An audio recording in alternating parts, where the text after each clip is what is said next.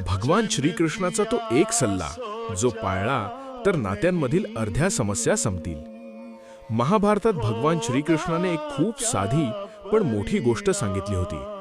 अपेक्षा कमी ठेवा आणि कर्तव्य जास्त करा.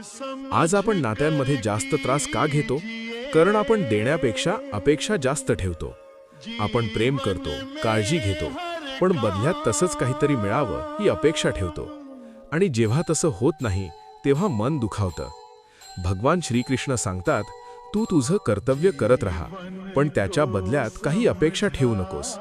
कारण जिथे अपेक्षा वाढतात तिथे दुःख सुरू होतं. नातं टिकवायचं असेल तर मोजमाप करू नका. मी इतकं केलं, त्याने काय केलं, असं विचारणं थांबवा. मनापासून करा आणि सोडून द्या. कारण खरं नातं तेच असतं जिथे हिशोब नसतो.